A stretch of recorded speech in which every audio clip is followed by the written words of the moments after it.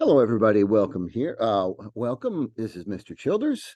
Welcome to Introduction to Ethics. We are in Module 7 of the course, where we explore the ethical issues connected to immigration, and then in a broader sense, the ethical issues connected to race. And today we're looking at people's experiences of race, and I want to share a story with you. It's about a guy I know very well. I won't share this person's name, but he's a white guy like me, and uh, long in the past, when he was much younger, while he was in college, the guy found himself having on the wrong side of the law. Um, Ended up doing some hard time. Well, one night's hard time. Ended up spending the night in jail. Anyway, so this is, my goodness, this is years and years and years ago. Started out on a night like this. Young dude, this is not, these are not pictures of the person I'm talking about, but started out on a night of hard drinking.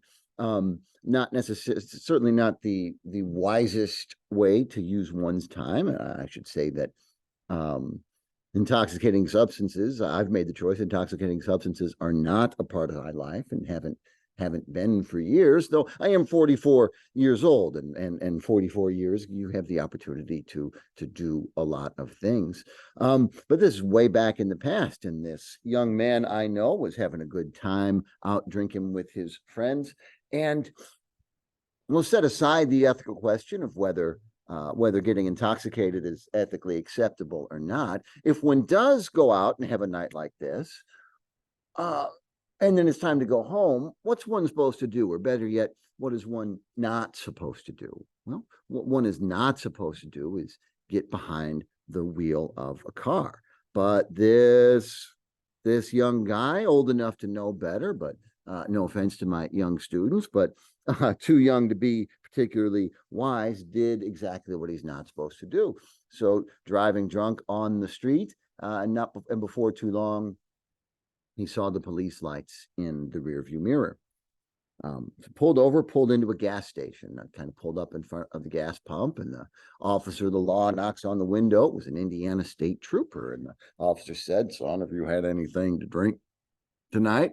And the man said what every man in that predicament says, one or two, maybe. Police officer ran him through all the tests. Turned out, no, he'd had far more than one or two drinks. This is a coconut LaCroix, by the way. I'm not acting out this young man's intoxication. He'd had far more to drink than one or two drinks, and so he was placed under arrest for driving while intoxicated. Now, I know two things about the state trooper that arrested this young man. One, the state trooper was doing his job, and the state trooper was not wronging this young man in any way. The young man deserved to be placed under arrest. And two, I know that this state trooper was an incredibly kind and considerate person, because when he handcuffed this young man, he handcuffed him in the front of his body instead of the back of his body, so that as he rode in the car, he wasn't sitting with his fists, jammed into his spine. Um, he allowed the man to sit in the front seat of the car, right next to himself, rather than in the back seat behind a cage. And before they pulled off to the police station, to the county jail, the officer said, "Hang on a minute, son." And the officer went and parked the young man's car in the parking lot so that it wouldn't be towed. Normally, when someone is arrested for driving under the influence, the car gets towed away to the impound, and then the state gets another, I don't know, $500 for just keeping somebody's car overnight. But this police officer was incredibly kind and considerate. Um, in the years and years that have passed since this story took place, as the conversation in our nation has shifted and developed over the past decade, especially, there's a question that this young man, now an older man, and I myself can't help but wonder, can't help but ask, would this young man's experience have been the same if instead of looking kind of like this, he had looked like this? If he were a young drunk black man instead of a young drunk white man, would the police officer have cuffed him in the front? Would the police officer have let him ride in the front seat? Would the police officer have courteously parked the young man's car to ensure that it didn't get towed so that when he was released the next morning, he could just walk back to the gas station and pick up his car?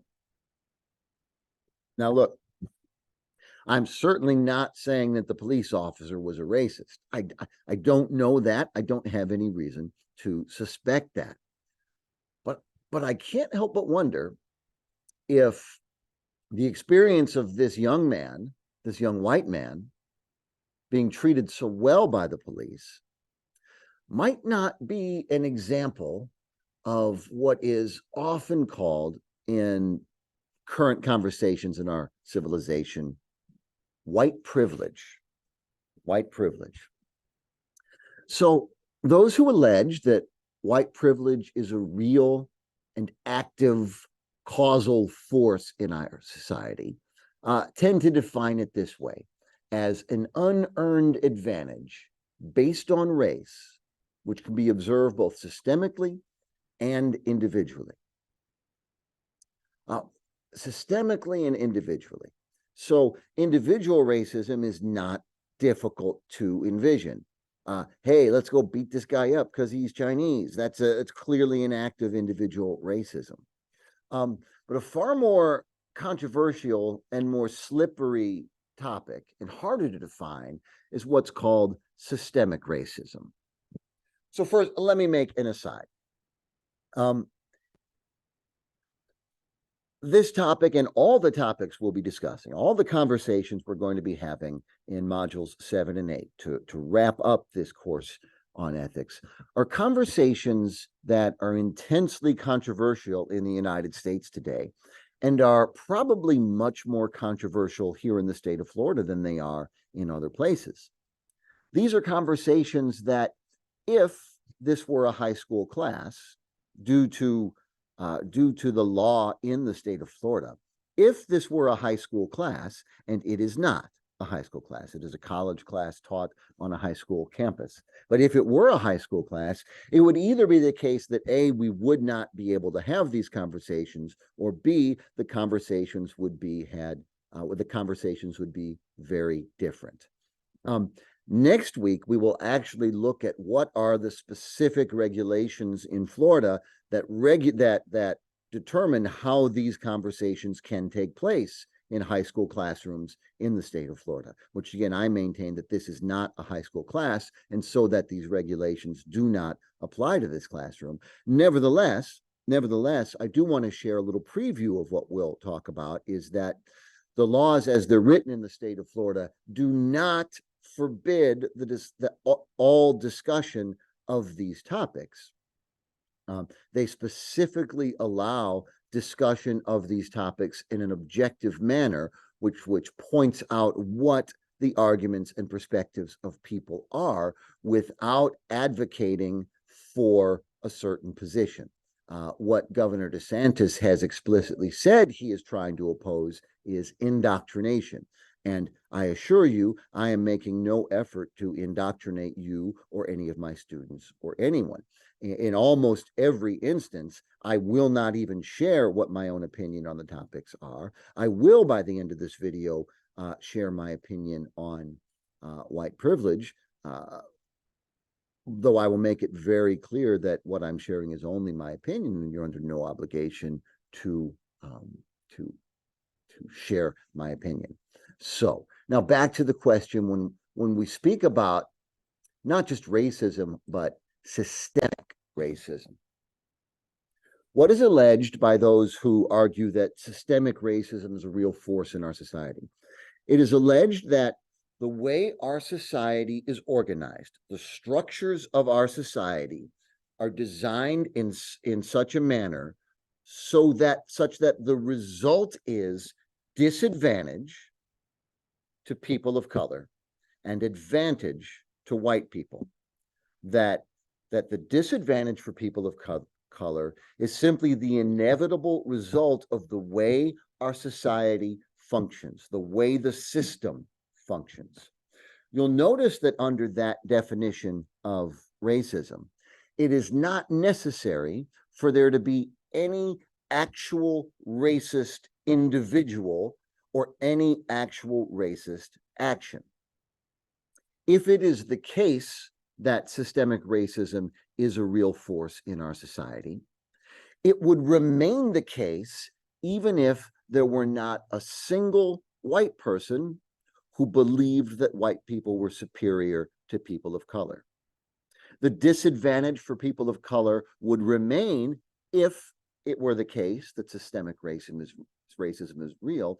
The disadvantage for people of color would continue even if there were not a single white person choosing to mistreat people of color, because it is alleged that the disadvantage to people of color is an inevitable, natural, and logical result of the way the systems of our society operate. As I reflect on that definition of white privilege, I also reflect on some experiences that I have had, and more importantly, some experiences that I have not had.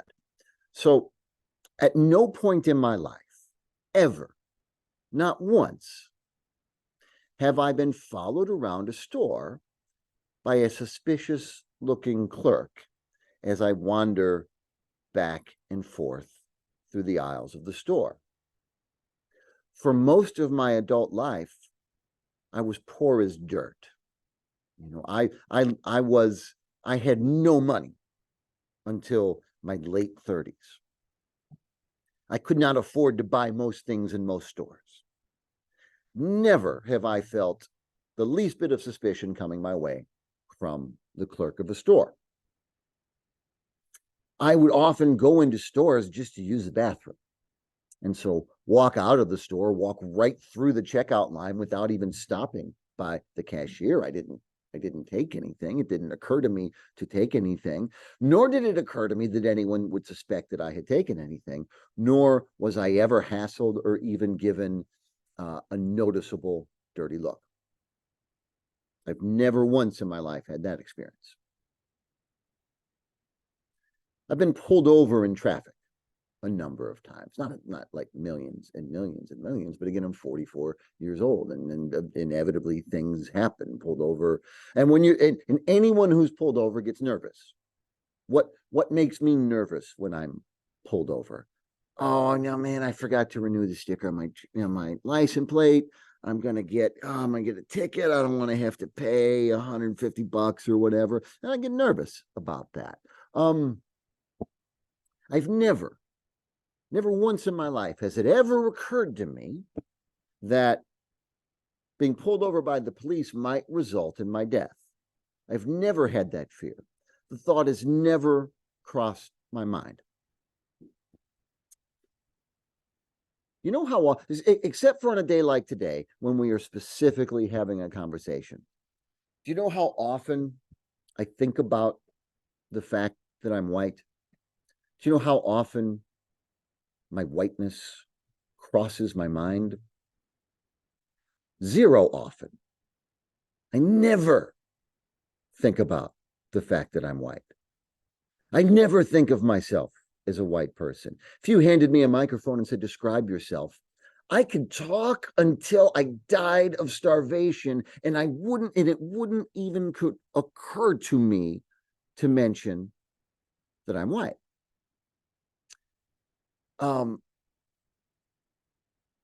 It may be the case that my whiteness has had a huge impact on the way my life has turned out. But it has never been the case that my whiteness has had the slightest bit of impact on my identity.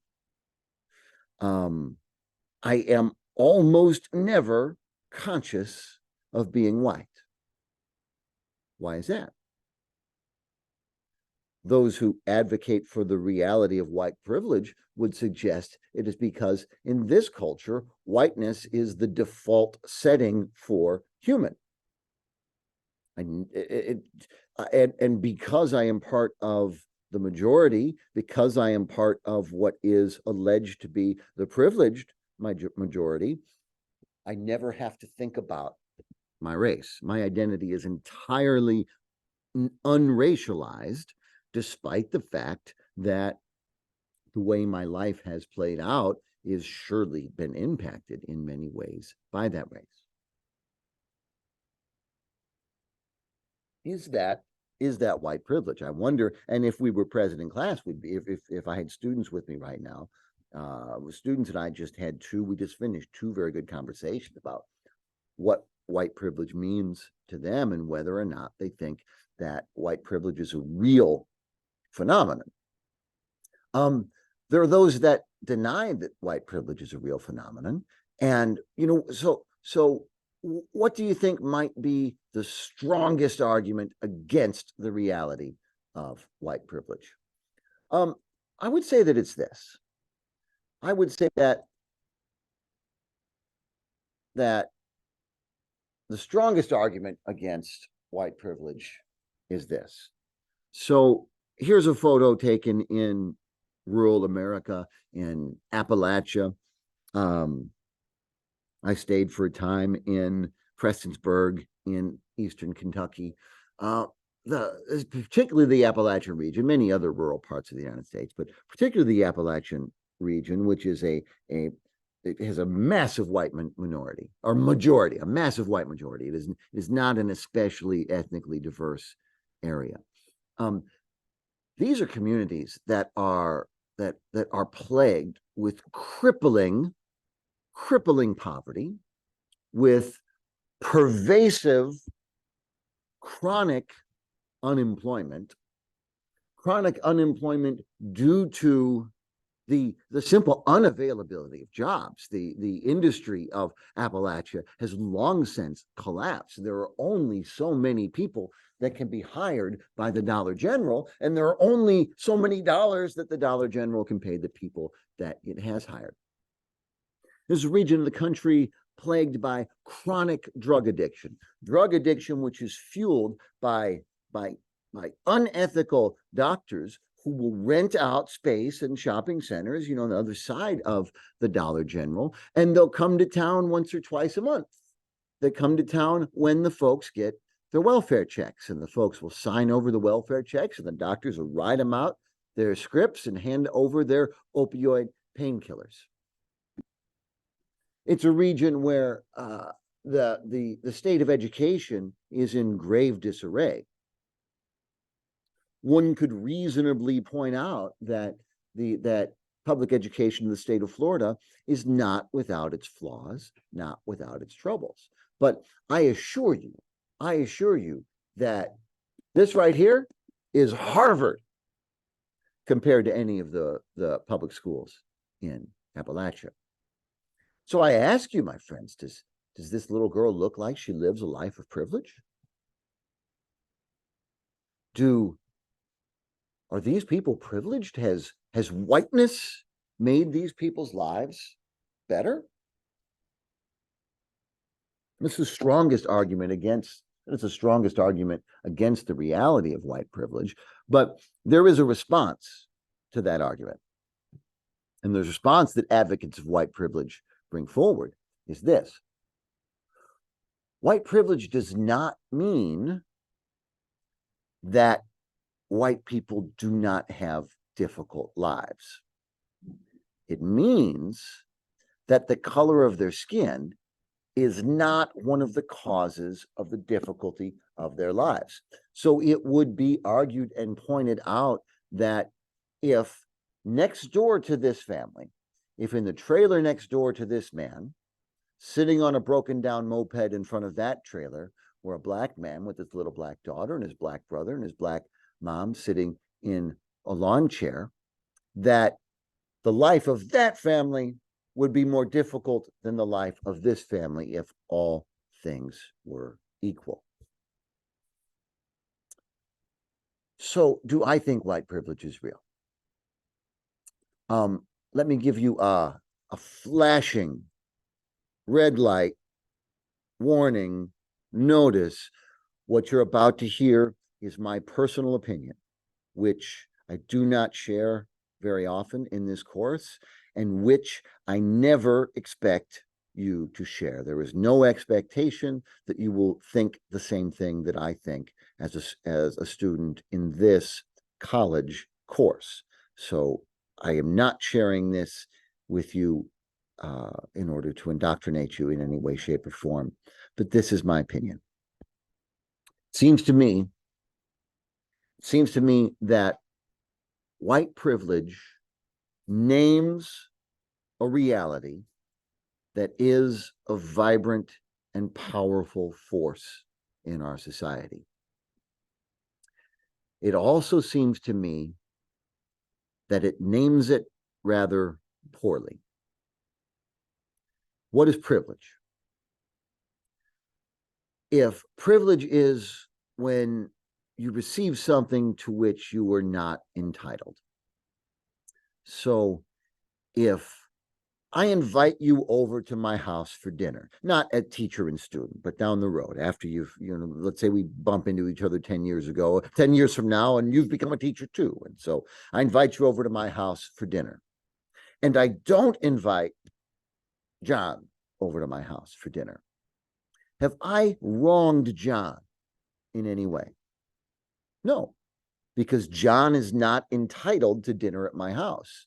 You are not entitled to dinner at my house. I have given you something to which you are not entitled, and therefore it is a privilege. If you and I are walking down the street and you find $5 on the street, have you just screwed me out of $5? No. You've nothinged me out of nothing because I am not entitled to find $5 in the street, and you are not entitled to find $5 on the street. You simply have found $5 on the street. It is a privilege. When I'm able to drive without any fear whatsoever that I am going to be killed by law enforcement,